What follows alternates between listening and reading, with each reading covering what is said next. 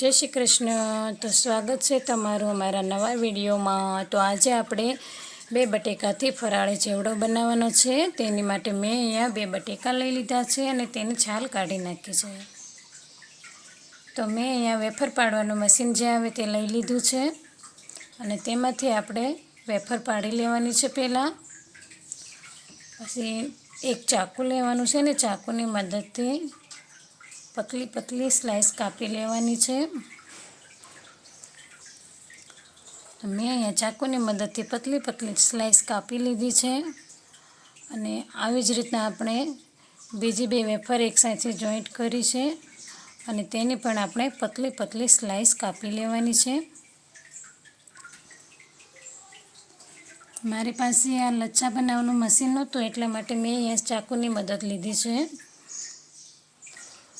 तो આવી રીતના આપણે હાથવડે છૂટા પાડી દેવાના છે આ લચ્છાને।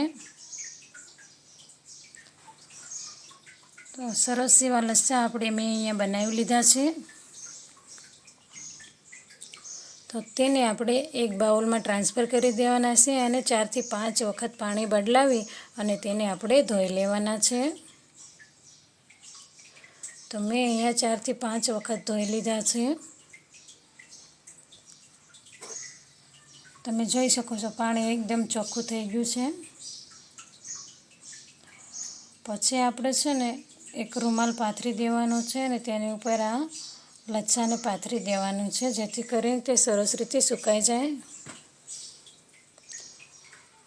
થોડી વાર પછી તમે જોઈ શકો છો કે તે સુકાઈ ગયા છે। તો આપણે ગેસ ચાલુ કરી દઈશું અને તેની ઉપર એક બાઉલ રાખી દઈશું અને તેમાં આપણે થોડું તેલ ઉમેરી દઈશું।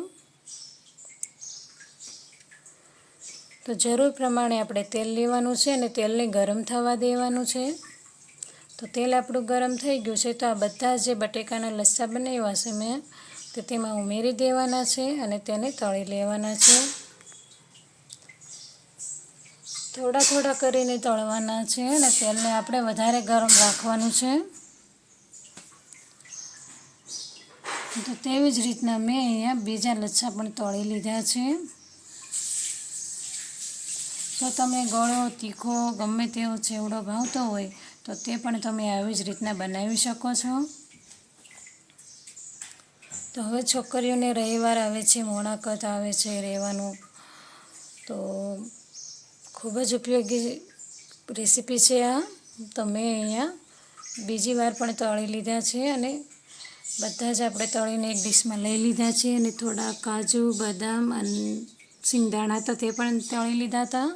તેની સાથે થોડી કિસમિસ તળી લીધી હતી તે પણ ઉમેરી દેવાની છે અને તેની સાથે જ મીઠા લીમડાના પાન તે પણ ઉમેરી દેવાના છે અને મેં થોડું મીઠું જ ઉમેર્યું છે। તમે તમારા ટેસ્ટ પ્રમાણે આમાં મસાલા ઉમેરી શકો છો। તો ત્યાર પછી આપણે બધું સરસ રીતે મિક્સ કરી લેવાનું છે। તો તૈયાર છે આપણો એકદમ મજાનો ચેવડો।